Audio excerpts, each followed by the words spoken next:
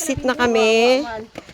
So actually may dalawang cave pa, Tadyang Cave. Pero ayaw na ng mga kasama ko. Kasi almost 3 hours po kami naglakad.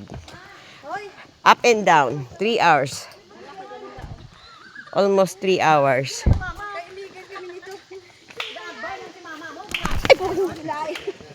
Hinain niya ako dito mamaya. Tulak pa, patulak ka. Kulang ba na sa manghod pa na gani kay kuya mo? O, ginaguyod niya na gani ko kasi niya. Budlayan na gini si ate niya. Ha? Parang pati dyan, no? Okay, we're going to exit na po. Kanina pa siya 3 hours. wala siya reklamo. 3 hours na kaming naglakad bago makalabas sa exit. Dapat dirigang mo siya, no? So hindi na kami daw pupunta doon sa 2 caves more pa sana. Pero sabi ng aming tour guide, yung gustong mag-exit na, at yung gustong pumunta pa sa cave na dalawa is maghahati sila ng kasama.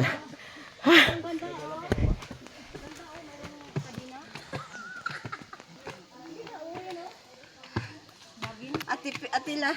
Oh. Hindi ko na kaya. Exit! Oh, sige, yeah. Eto na ang exit, sir. Okay. Yan na lang din pa pupuntahan. Ito po yung isa pang cave na last cave po ito siya, napapasukin. Ate, po yan natin. Kalapit lang din. Go!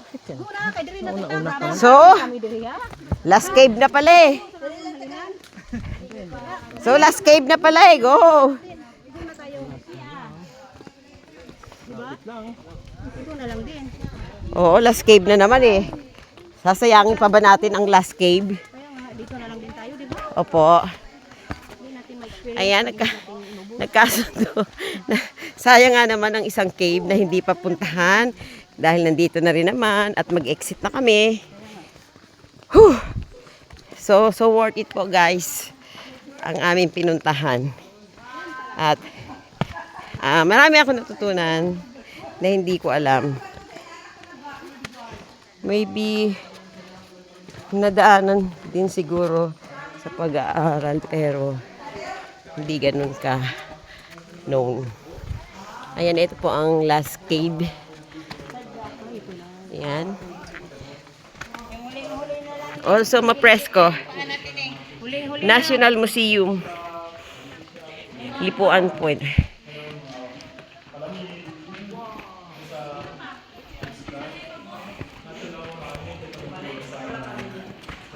The last cave.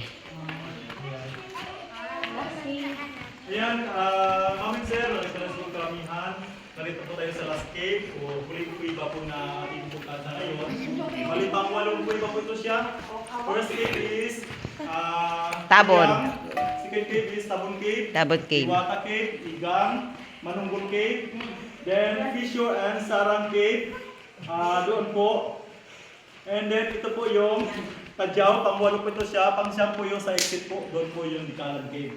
So sa Tadyaw ay, tinawag siyang Tadyaw mula sa salitang, kahit sa Cebuano po, and Iligay nun po ang tawag po sa Tadyaw ay mga lalagyan. Tama po ba sa inyo? Tadyaw, mga rin po siya. Na maraming pangat siya na lalagyan ng pagkain at mga gamit nila ng panahon.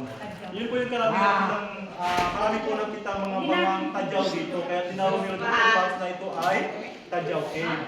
So si Tadyaw Cave siya po yung ginamit po na only libingan lang siya, hindi po siya ginamit as tirahan. Naging libingan siya ng mga late Middle Age na po siya, ng panahon na po na nakipagkalakaran Yung Tadyang. sa mga karating na bansa like China, Taiwan, Vietnam, Malaysia, kahit Indonesia po. Minsan sa mga Arabic countries. Yun po yung mga bagay na nag-uugnay na natagpuan po dito. Na sinasabing sinama nila sa paglilibing ng mga 700 years before the present. So yun, dito rin po yung tanging libingan na hindi nakaharap sa kanluran o dagat. Napansin niyo po lahat po ng mga dinaanan po natin na mga cave na ginamit as libingan ay nakaharap po sa dagat. Ganun po sila maglibing or gumamit ng libingan, yung lokasyon po na symbolize ng kamatayan kasi nila ay paglubog ng araw. Kaya sinusundan nila yung paglubog ng araw. Kasi yung nakalubog yung araw, doon sila dumadako. So, itong kuwibang ito ay siya lang po yung tanging nakasunod sa ganong pamahiin. Maaaring ginamit nila ito as libingan, maaaring dahil sa puno na po yung mga kuwibang nakaharap sa kanluran o sa dagat. Kaya ito ay ginamit na lang po nila as libingan. And ito po yung may pinakamaraming mga palibingan na tagpuan na umabot sa more than 500 pieces of burial jars. Oh, Na talaga? karami po doon ay nakadikit sa dingding ng kuwibang ito hanggang doon po sa loob. Ang kuwibang ito ay nasa 94 meters. Ang dulo po nito ay open din po. Sa mga gusto ma-experience po ang kabuuan ng kuwiba, pwede po tayo pumasok sa loob. Sa kabila po noon ay ganito rin po yung itsura.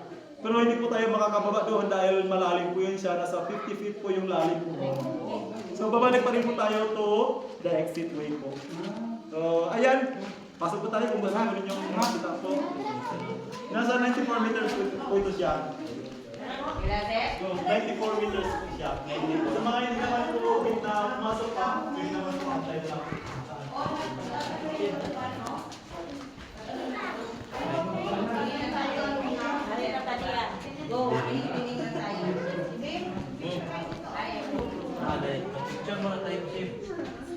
Yung ano yan, yung ganyan.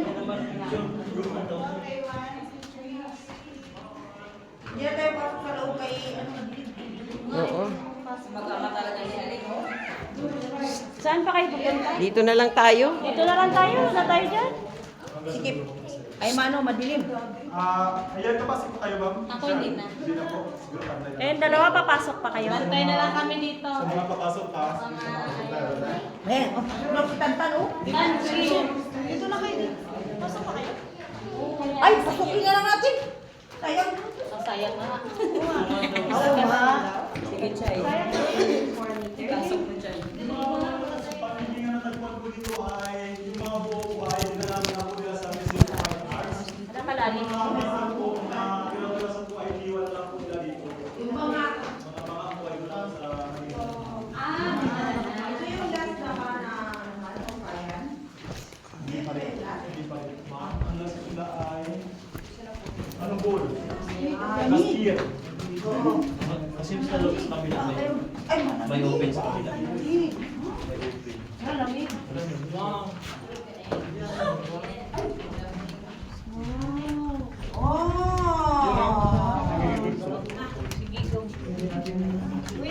Ay!